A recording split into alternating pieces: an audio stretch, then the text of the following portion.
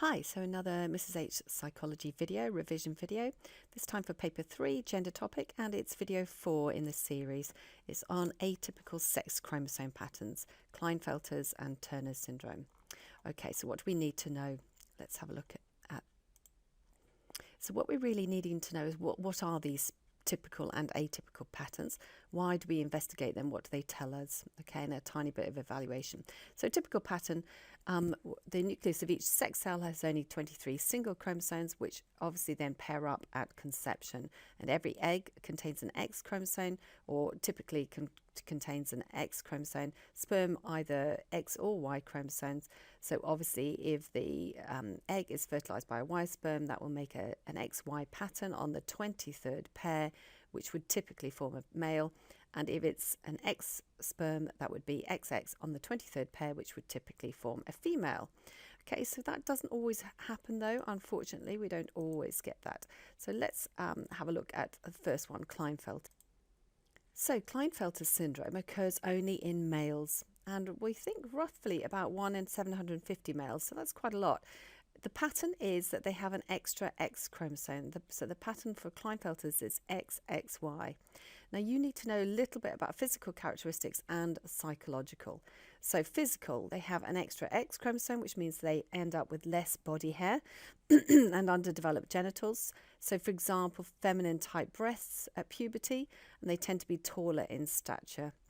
Psychological characteristics. Okay, so we will also see in textbooks that they have high gender identity confusion, poor language skills and reading ability, and also sometimes problem solving skills can be difficult for them, but also they're passive, shy and lack interest in sexual activity, so they tend to be more passive as babies. Okay, so looking at Turner's syndrome only occurs in females, roughly about 1 in 5,000.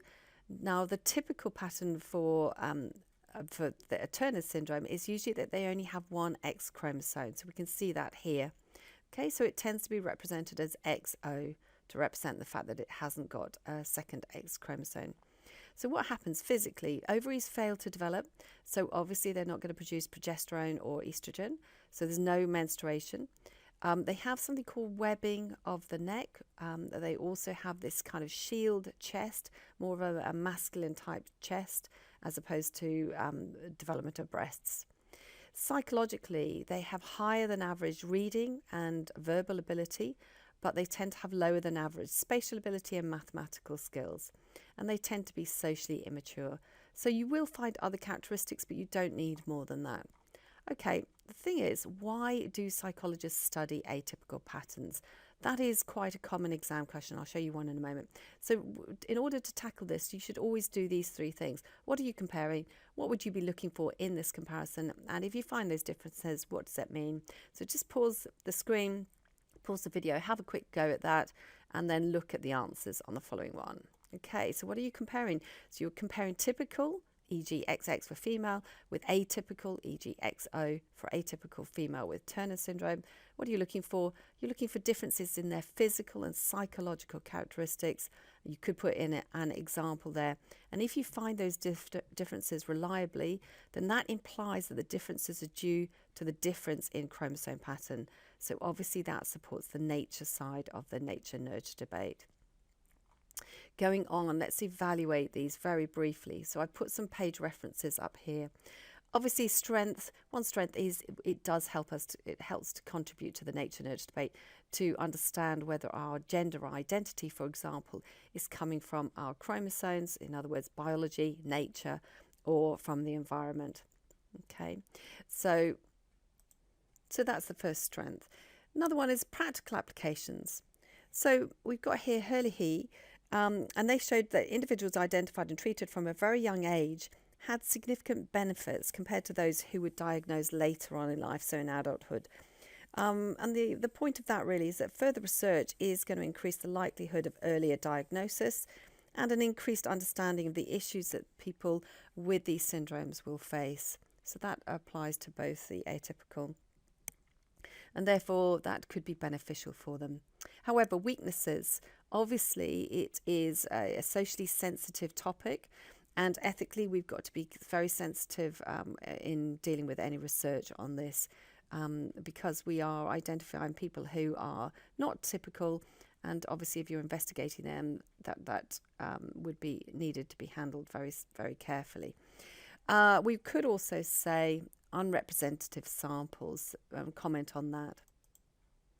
And what I mean by this with the unrepresentative samples is that people who have one of these conditions, you know, they do have differences in their physical appearance, for example, and also their behaviour, possibly, and therefore they really are unlikely to be treated in the same way as their peers.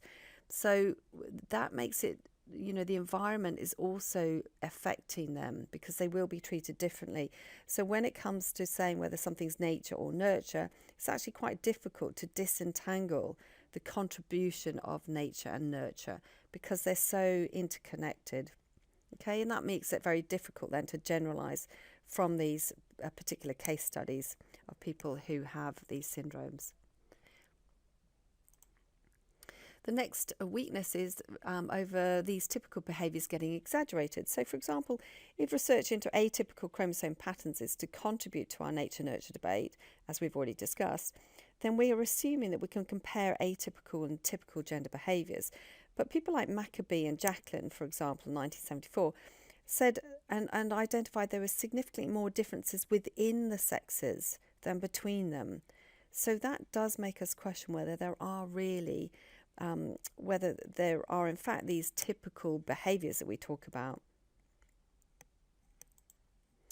And therefore it means that this sort of research into atypical sex chromosome patterns maybe is quite limited in our understanding of, you know, the usual development of sex and gender. And then finally, if we need it, this lack of causal relationships. So it ties up really with what we've been talking about. It is possible that the impacts of environmental and also social influences are actually more important than the research suggests. So, for example, social immaturity in females with Turner syndrome might be due to the way that others are responding to them, to their physical immaturity, rather than to a biological cause that's linked to their chromosome pattern. So we can't assume from this research alone that the psychological and the behavioural differences are just due to nature. So let's look very quickly at the exam sort of questions that we have. These are some of the older ones which will crop up again. Okay, so typical sex chromosome pattern and an atypical one. Describe the effect that it might have on an individual and explain why people might be interested in studying people with Klinefelters or atypical patterns or Turners. So have a quick pause of the screen, of the video, and have a little go at those, but the answers are below. Okay, so here you can pause the video again and have a look at those answers. Hope that was useful for you. If it is, have a go at liking it, and just also look for the next video in this series. I'm doing the whole series for gender. So this is video 4. Next one you're looking for is video 5.